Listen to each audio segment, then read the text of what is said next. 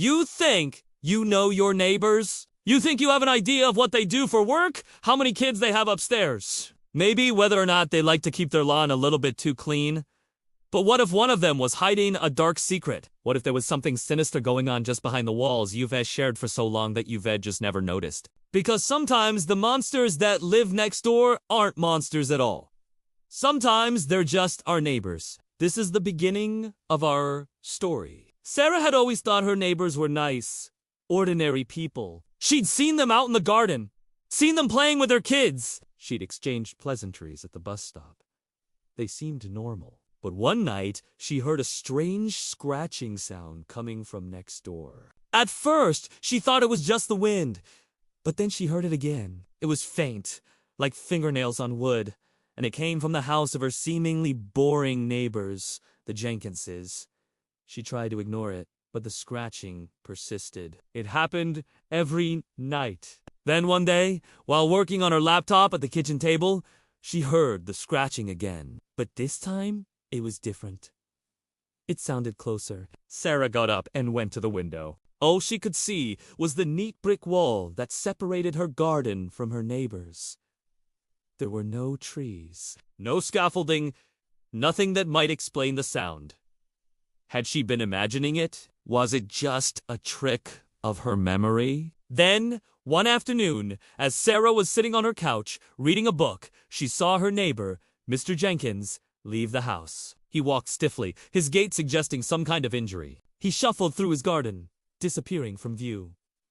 Moments later, she heard the familiar scratching sound. Could it be coming from inside the house? Sarah knew that the elderly couple next door had no children. She'd even helped Mrs. Jenkins hang up some laundry one time when both of them were outside. Now, though, she suddenly wondered if Mr. Jenkins had mentioned having a son. Was that why she heard footsteps? Was there someone else in the house? That evening, after the sun dipped below the horizon, Sarah sat by her window. She watched Mr. Jenkins come home and disappear inside. The shadows stretched and twisted across the floor. The old man must have locked up for the night, she thought, because that's when she saw it. A light flickered on in the upper floor of the Jenkins house. It wasn't the warm glow of a lamp or the inviting hum of a television. It was cold, harsh, the stark glare of a spotlight.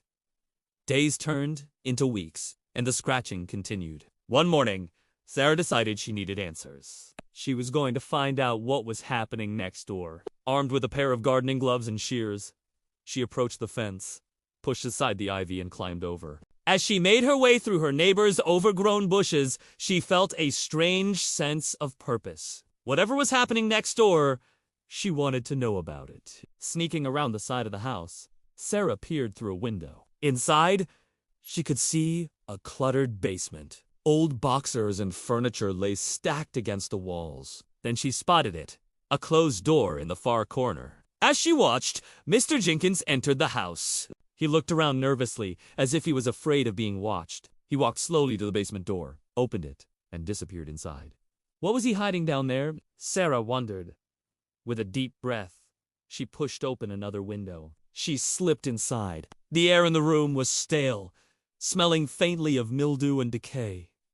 Then Sarah saw it. There was a door in the basement, a door that seemed to lead to a room that didn't exist on any map. Sarah felt a sudden surge of fear. Whatever was behind that door was clearly not meant for her to see. As she stood there frozen with fear, the door creaked open, revealing a dark, gaping hole. The scratching sound filled her ears, louder now than ever before. Sarah stumbled back, her heart pounding in her chest. Then she turned and ran. She had to get away from that house, from that room. Back in her own home, Sarah tried to calm herself, but the scratching sound kept ringing in her ears. She couldn't sleep, couldn't eat. The image of the dark door burned in her mind. She had to know what was behind it. One day, Sarah put on a pair of gloves and returned to the basement window. She reached inside and began moving boxers. What she found made her gasp. Behind the boxers was a bookshelf, and on top of the bookshelf was a diary. Sarah carefully opened it. The entries told the story of a man named Thomas Jenkins, Mr. Jenkins' great-grandfather. Thomas had written about a ritual that took place in a room that existed between dimensions. This room, he wrote, was the source of all fear and suffering. It was here that he had unleashed unspeakable horrors upon the world.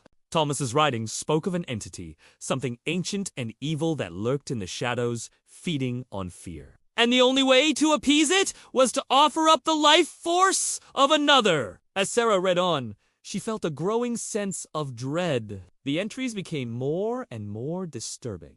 Thomas's sanity was slipping, replaced by a growing madness. Finally, the last entry. On this day, he wrote, I will finally be free of its grasp. I will close the door and banish it forever. Then, scrunched up at the end of the diary, a folded piece of paper. Sarah unfolded it. Written in a shaky hand was the combination to the lock on the door. Now, knowing the truth about a neighbor's house, Sarah's fear turned to anger. She confronted Mr. Jenkins, demanding answers. The old man's face drained of color. He tried to speak, but no words came out. Sarah stepped closer. This house, she said, it's all connected, isn't it? You're doing those rituals, aren't you? Mr. Jenkins looked away. His silence was answer enough. Sarah was horrified. All those years, all those nights she'd heard the scratching, she'd assumed it was someone else, some victim of Mr. Jenkins' dark rituals. But what if she was wrong? What if she was the reason for the scratching? And that's when the horrifying truth hit her. The scratching wasn't coming from next door. It was coming from inside her. She touched her chest, feeling the frantic beating of her own heart. The scratching sound she'd heard for so long was her own voice. She was the one trapped in the dark room, screaming to be let out. Sarah fell to her knees. She had to get away, to escape the clutches of the dark room. She ran for her life, but it was too late. The dark room was everywhere. The walls closing in, she could feel the darkness seeping into her veins, consuming her whole. As the camera pans away, we hear the scratching sound growing louder. The sound of Sarah's own voice, trapped in the dark room next door. The dark room next door is always waiting. Are you sure you're not already in it?